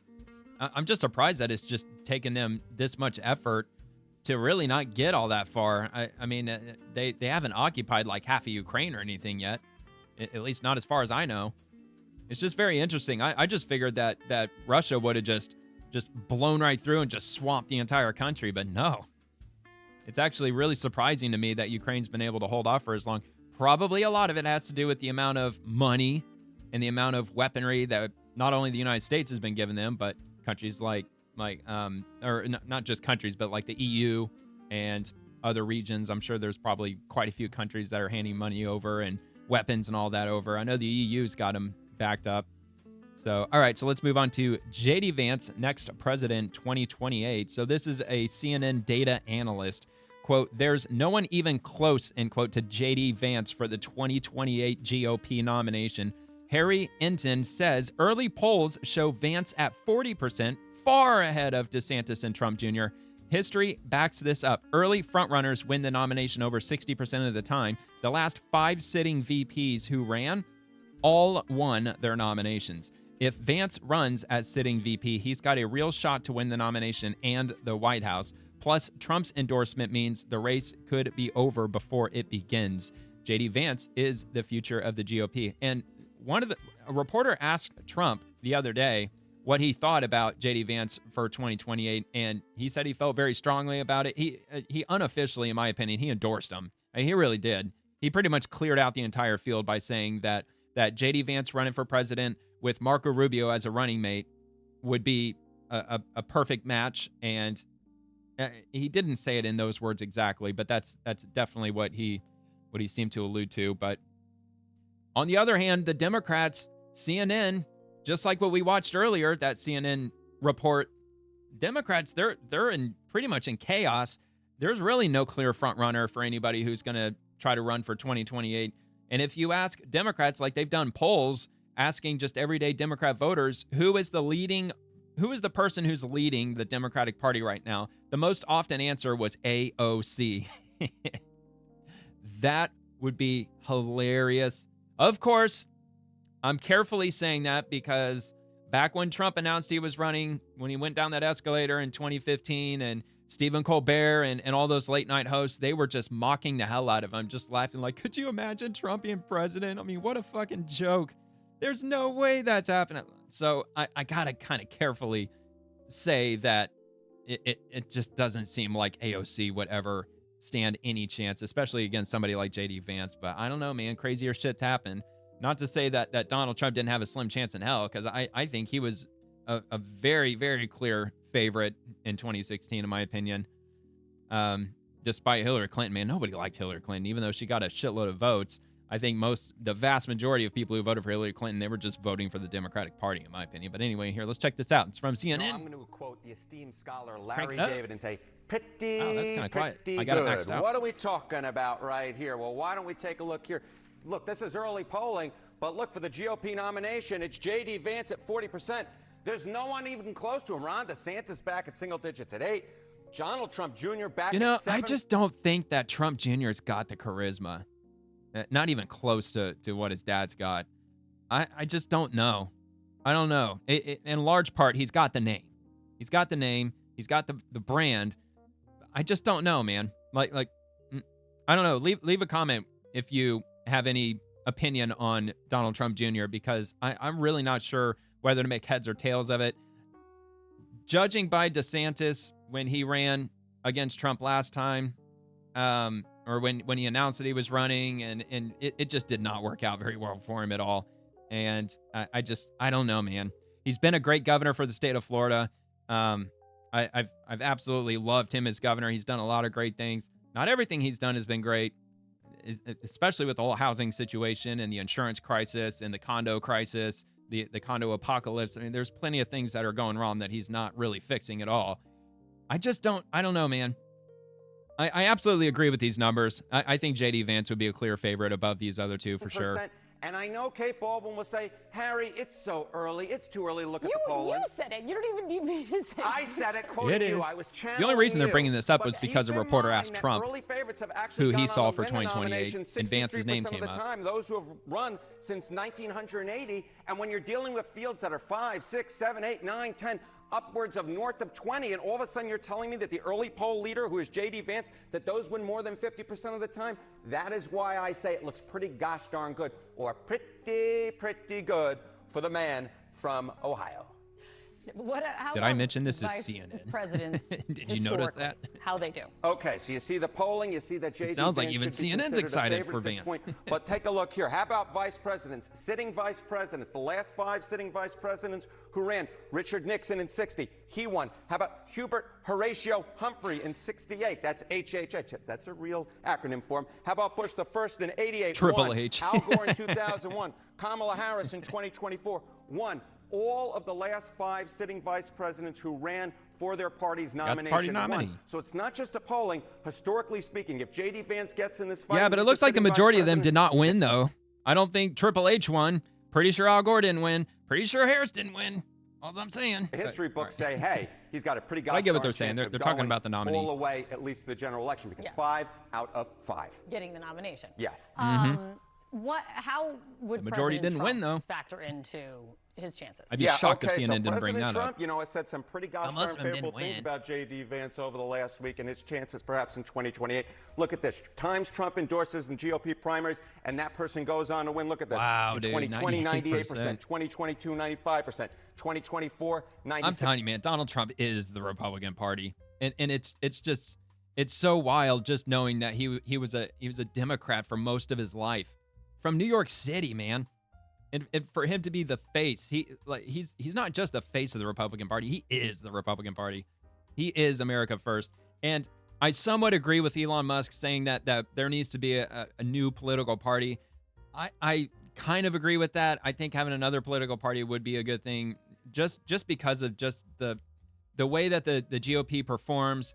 They don't really stand for the people like you would really want a political party to stand for the people. They're way too establishment. Too many of them, at least. Not all of them.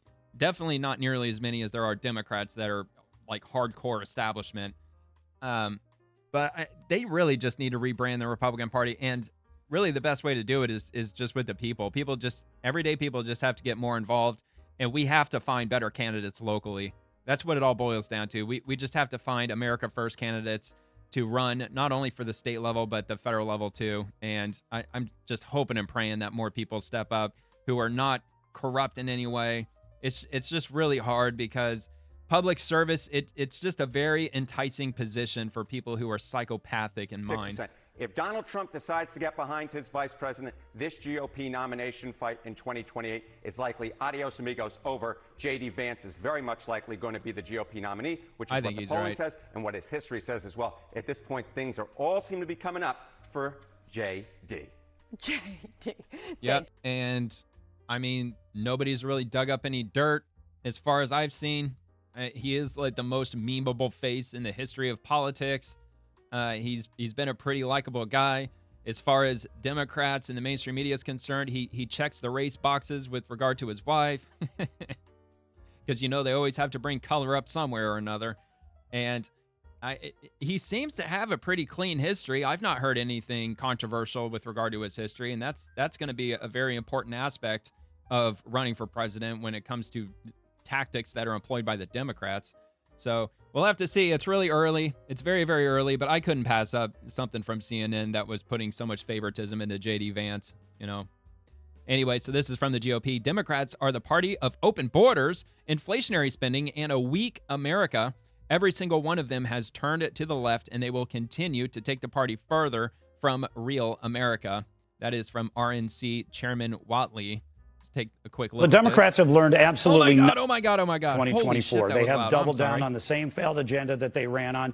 They are right now a party of open borders, inflationary spending, and a weak America. Every single one of their leaders is turned to the left, and they are taking the party further away from Main Street America. Yep, they are. They've fallen completely off the cliff. They've gone full on insane.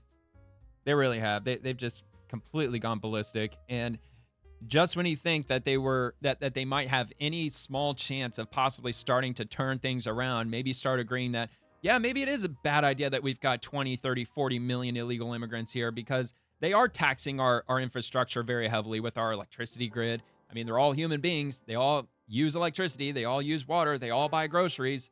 They got to pay rent. They got to live somewhere. And you'd think that they would start turning around and being like, well, okay, fine. Maybe we should start doing this. After all, 78% of Americans, they're in favor of mass deportations. You think they would, but they're not. They just keep doubling down and doubling down and doubling down. They're attacking ICE agents. They're attacking the ICE facilities. Just the other day, I showed this on my episode yesterday, where there were 3 different Democrat Congress members that went to visit a facility, and there's a gate. There's like a wrought iron gate that they have to walk through in order to get into the entrance of the building. As soon as the gate closed, they turned around and started talking to reporters who were not allowed in. They were standing on the other side of the gate, and they were telling the press that they were locked in and they're not being allowed out. These people are evil, saying that all the ICE agents, they're all wearing masks. They look like they didn't say they look like terrorists, but that's kind of the vibe that I was getting from them, saying like they're not even showing their face. We don't know who they are. We feel so threatened. It's like, yeah, dude, like as if you didn't wear a mask for like 2 straight fucking years back during the COVID era. Give me a fucking break. I mean, come on, let's be real here. All right, so anyway, this is from HHS.gov. CDC.gov just released a study confirming urgent need to improve American health. Ultra-processed foods in the United States accounted for 53% of calories consumed by adults and 62% consumed by children. HHS is bringing attention to this contributor of chronic disease. Thank God, man. Got to get that under control.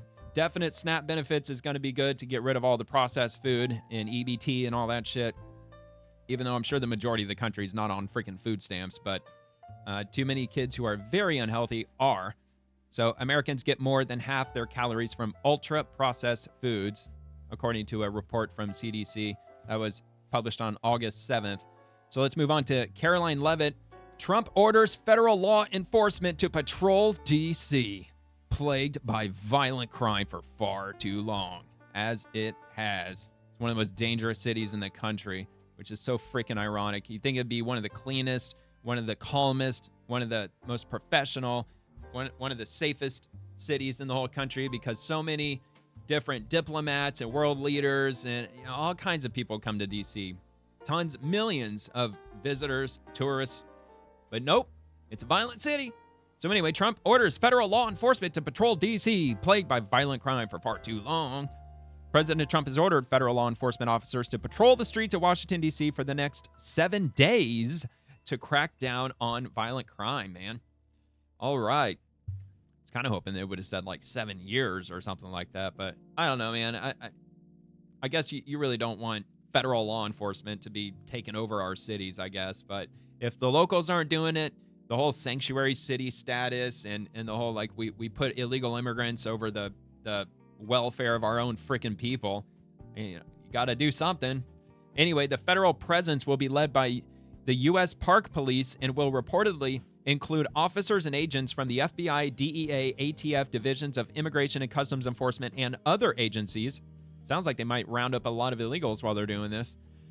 So Thursday's order came after a March executive order establishing Making D.C. Safe and Beautiful Task Force to ensure effective federal participation in the enforcement of immigration laws and redirecting resources to apprehend and deport migrants in Washington, as well as monitoring its sanctuary city status to comply with federal immigration laws, noted the outlet. The federal presence will be in marked units. On Wednesday, President Trump said he was actively considering a deployment of federal authorities in the nation's capital to crack down on violent crime in the wake of a violent attack on a former Department of Government Efficiency DOJ staffer who was big balls.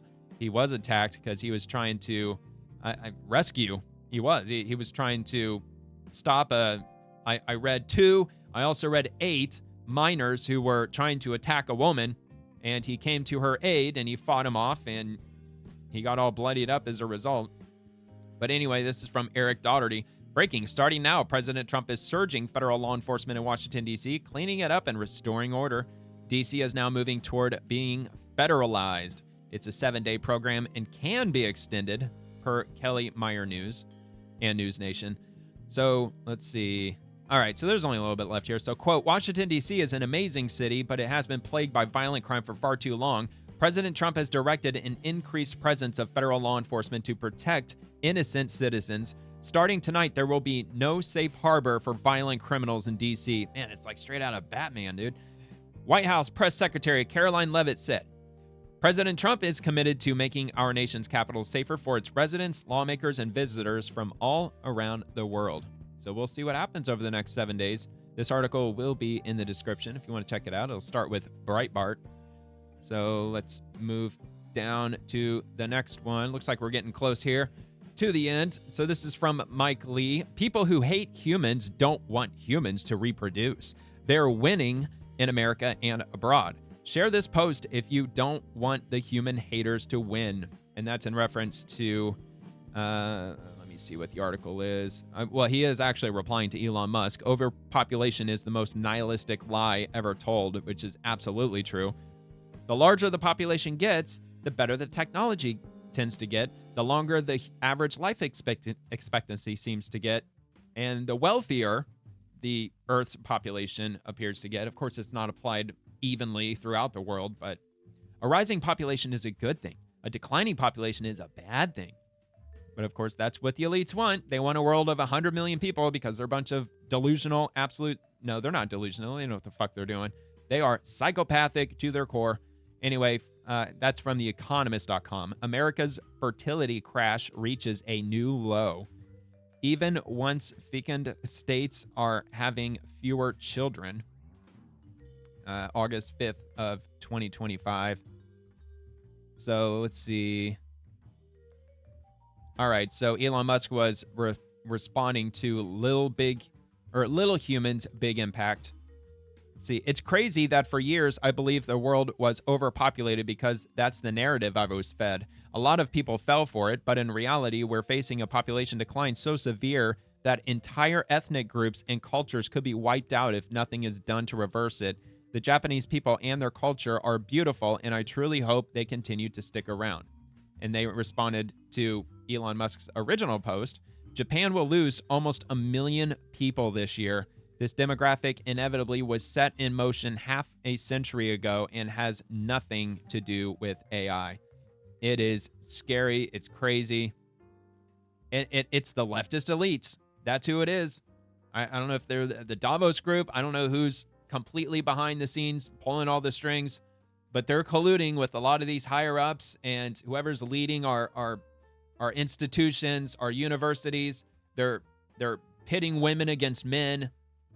Women they're supposed to hate men now, and they're supposed to be all pro-abortion, and wait until you're 40 years old before you start thinking about having a kid, because they know that having children in your late 30s, early 40s is incredibly hard to do. And it's very expensive. Might bankrupt a lot of women. It's just bad all around. White supremacy and misogyny and xenophobia, and I don't even know all the buzzwords. Mansplaining and manspreading. Do you like that one? Like that was back during the SJW era back in the late 2010s. Will you stop manspreading? You're keeping your legs open. It's so off-putting to me. It's such a fucking cringe fest. But that's what they've been doing. That's what they've been doing for years now. Been trying to get women to hate on men.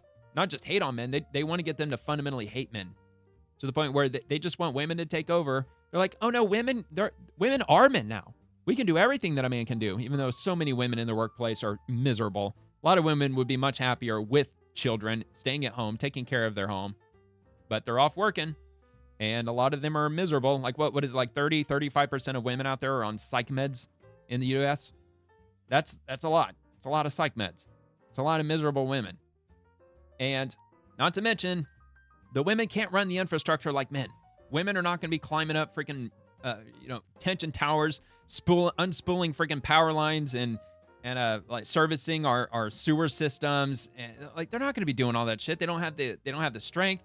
They can't regulate their body temperature as well as men can. There's all kinds of things that women just simply can't do. And it's not putting them down. It's just nature. It's just the way it is. Men have a bigger bone structure. They're taller. They're stronger. They're faster. They're just, I don't know, physically better in just about every conceivable way. And that's not a flex. That's just the way it is. And it's honestly kind of horrifying just how easily that so many young women just believe all the propaganda that men are evil. You're better than men. You should never get married to one because that would make you a lesser human. And it's just fucking pathetic, man. So I don't know. Not sure really how to fix it. I mean, how do you unbrainwash arguably millions of young women? I don't know. But I think a lot of them are waking up, though. I truly do. It's just, for a lot of them, it's just too little too late. A lot of men, they don't want to marry a woman who's a single mother, for instance. It's way too expensive these days. Plus, there's no upside for him. And anyway, I don't want to get into the weeds with that. There's all kinds of problems with that in and of itself. But yeah, like, I mean, I'm not trying to put everything on women specifically. Men don't want to get married either. And for a whole nother set of reasons, a lot of them are justifiably good reasons. But to get our population back on the upswing, oh man, that's going to be a hell of an uphill battle. And replacing us with immigrants ain't the answer. That's not going to fix anything at all. So anyway, Rep. Mike Collins, on this day in history in 2022, Joe Biden and Kamala Harris weaponized the Justice Department to raid President Trump's home, staged evidence, and illegally appointed a special prosecutor to try and put their political opponent in jail. It's psychotic that they were able to do this. Thankfully, the case was dismissed by a judge who followed the Constitution, and the American people eventually elected President Donald Trump to lead America back to law and order. They tried everything they possibly could to stop Trump, all the way up to the point where they shot him in the head. They successfully shot Trump in the head, and they still couldn't take him down. They literally pulled out every punch. They pulled everything out. They got the deep state involved. They got the intelligence agencies involved. Finally, we're starting to get to the bottom of that with DNI Tulsi Gabbard. It's absolutely incredible. And for none of them to be indicted as of today, facing prison time. And too many of us truly believe that after AG Bondi issues indictments, there's hearings, even possibly trials. Very few of us, in my opinion, at least I believe, actually believe that any of these high-ranking officials are even going to see one single day in prison. Even if Hillary Clinton was found guilty of A, B, C, D, E, F, G, I just don't think that she's going to see prison time. I think she might have to pay a heavy fine. She might be put on an ankle monitor for 5 years or some shit like that. But I really hope I'm wrong. I hope we get to see justice. I hope President Trump gets to see justice. Because if anybody deserves justice, it's him. Because he's the one that's been put through the ringer more than anybody. Needless to say. All right, so this comes from Rep. Marjorie Taylor Greene. Good morning to everyone who is fed up with AIPAC, foreign aid, and funding foreign wars. being enslaved in $37 trillion in debt, our dollar being weakened, high cost of living, high cost of housing, which is the primary reason why I added this bookmark, as well as property taxes and H-1B visas stealing American jobs. I hope you have a wonderful day. And I replied to her post this morning by saying, I'm glad that at least one Republican is talking about the high cost of housing. Plenty of Democrats are, and believe me, our young American adults are watching very closely from the sidelines. So, I mean, that's if there's anything that's going to get young Americans to hang on to the Democratic Party, that's going to be one of those big reasons, because it's the American dream. That's still what we're being told, that the American dream is to own a house. Have a house, white picket fence. It's the best investment that the average American can make, so on and so forth. And I'm sure our young adults are being taught that as well, and children, that that's the American dream. And it's basically out of reach for Gen Z. Gen Alpha, forget about it, man. Like probably 98%, maybe not that high, but a very sizable percent of them, they're not going to have any slim chance in hell in ever owning a house. It's scary. It's sad. It's very concerning. Republicans should be absolutely concerned about that, because a lot of these people, they might gravitate to the Democratic Party just for that reason alone, because they view an America that they're not going to have any fair participation with. They're not going to be able to own their own home. They're not going to be able to own their own vehicle. I mean, they're trying to phase that out already with leasing cars, with Waymo coming out, and Uber and Lyft. They've announced initiatives to start replacing their drivers with autonomous vehicles because they don't want Waymo to overtake their companies. So 5 years, 6 years, maybe 10 years from now, you might not see a single Uber driver. It might be all autonomous vehicles. I mean, Waymo, they're already rolling it out. It already exists. It's already a thing. So maybe 10, 15 years from now, maybe you won't have your own vehicle. Like maybe some of us who've kept up the maintenance on our cars and we decided to keep the car we had, maybe we'll still have our own vehicles. But I bet a lot of people, they're probably going to be on this ride share. You pay $300 a month for unlimited rides or some shit like that.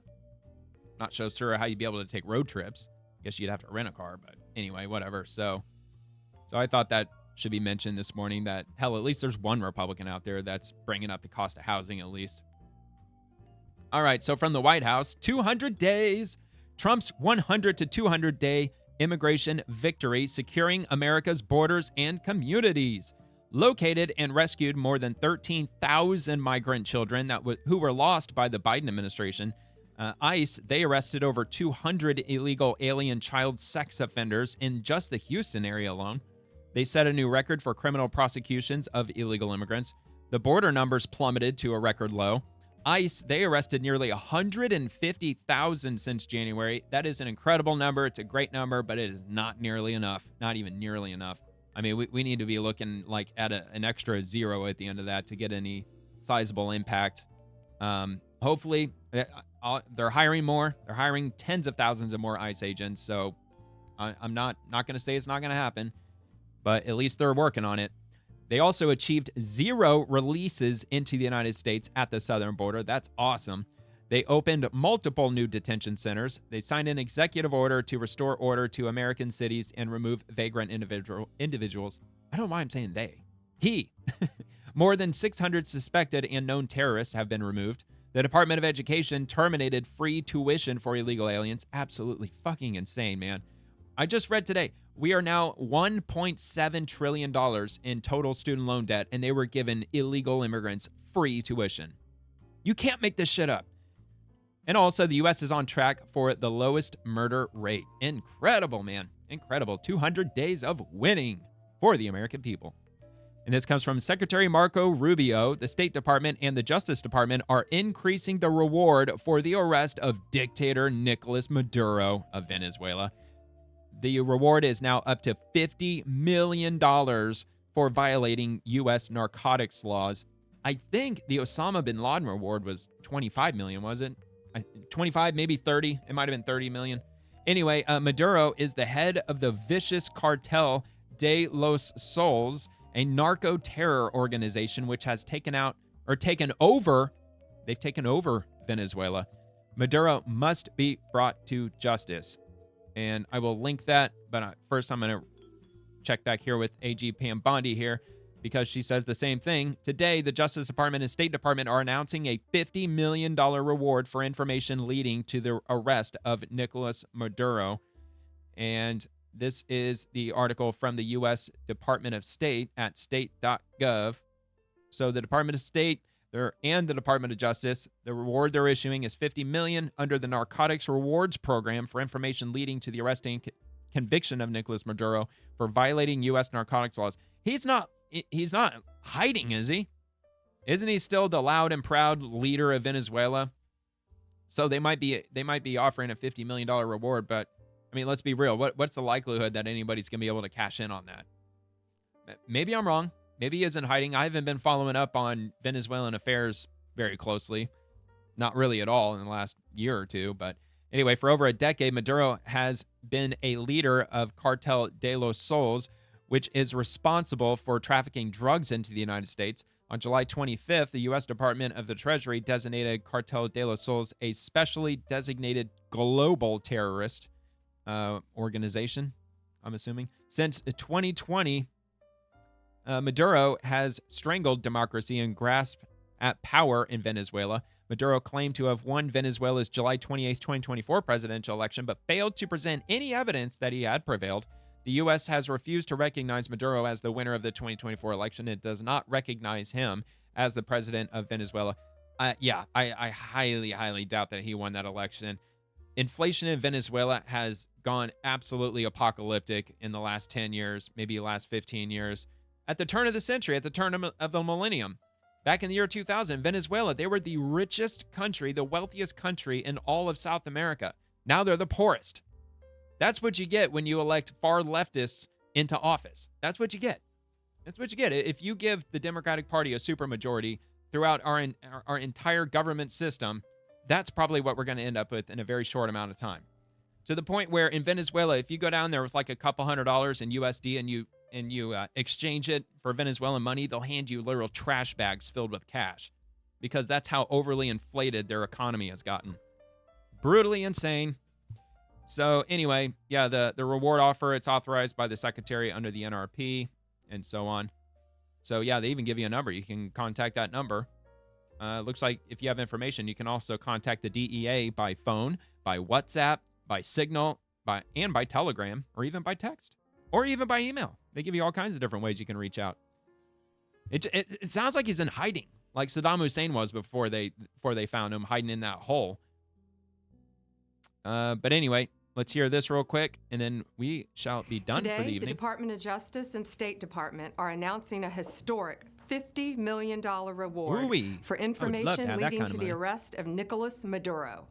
Maduro uses foreign terrorist organizations like TDA, Sinaloa, and Cartel of the Suns to bring deadly drugs and violence into our country. To date, the DEA has seized 30 tons of cocaine linked to Maduro and his associates, with nearly 7 tons linked to Maduro himself, which represents a primary source of income for the deadly cartels based in Venezuela and Mexico. Cocaine is often laced with fentanyl, resulting in the loss and destruction of countless American lives. The DOJ has seized over $700 million of Maduro-linked assets, including 2 private jets, 9 vehicles, and more. Yet Maduro's reign of terror continues. He is one of the largest narco-traffickers in the world and a threat to our national security. Therefore, we've doubled his reward to $50 million. Under President Trump's leadership, Maduro will not escape justice, and he will be held accountable for his despicable crimes. If you have any information to bring this criminal to justice, call 1-202-307-4228 or go online. Yep, there you go. Sounds like a job for SEAL Team 6 to me. Sounds like they should just send in the cavalry to just kidnap his ass in the middle of the night. Like, did you ever see that movie Air Force One with Harrison Ford? How they just like swooped in and they just snatched up that military dictator dude, just out of freaking nowhere. They just came in out of nowhere, and they were gone. But yeah, so I'm before I finish up, I'm actually going to look that up because I'm just curious. So that's it. That's all I got. So as far as the updates of the last 24 hours, again on this show on the Swamp. Everything that I share is within the last 24 hours. I try to share as recent as possible. I don't want to share anything that's older than a day. Under certain circumstances, I might, especially if the older information is like somebody's responding to something that's at least a day old. I'll probably share that just for context. But anyway, is Maduro in hiding, or is he still the loud and proud dictator of Venezuela? Yeah, there's no definitive evidence that he's in hiding. As of August, he remains the president of Venezuela. See, that's what I thought. And he is reported to be residing in the Miraflores Palace in Caracas, the official presidential residence. So, I mean, how realistically could somebody apprehend him and turn him over to the United States and claim a $50 million reward? But I get the reason they're doing that, because who knows? Who knows? Maybe one of the Mexican cartels, maybe some other organized criminal element that might exist in Venezuela, or maybe a group of certain specialists or whatnot might organize, or maybe there might be a government coup. Maybe somebody inside Maduro's government might end up apprehending him and taking over the place, and just to try to collect on that $50 million reward. This might just be an initiative by the United States to cause more instability within Maduro's inner circle, because $50 million is a lot of money. It is a lot of money. So I don't know, man. We'll just have to see how that plays out. Look, Venezuela, like I said, it was the richest country in South America. There's a lot of people there that used to live very nice lives. Venezuela used to be so well off that, oh man, I don't remember the percentage, but there were a ton, probably over 50% of all Venezuelan women had a plastic surgery procedure in some way or another. I saw a documentary on that on YouTube, so I guess you can maybe take that with a grain of salt, but apparently plastic surgery was a huge thing in Venezuela back in the day, and just women trying to beautify themselves and all that song and dance. But they used to have the money to do it. The average Venezuelan used to be fairly well off, and now they're not. So anyway, I guess that's all I got for this evening, for this Friday, August 8th of 2025. If you enjoyed the video, please like the video and subscribe to the channel. And I'll be back with another one possibly tomorrow. I might actually be back with another one tomorrow. I'm still on the fence if I'm going to continue it through the weekend. If I get plans, I mean, I work 40 hours a week as it is, so there might be some times that I may just not be able to do one over the weekend. But as of now, I plan on releasing one tomorrow. So until then, enjoy the rest of your night, and God bless America.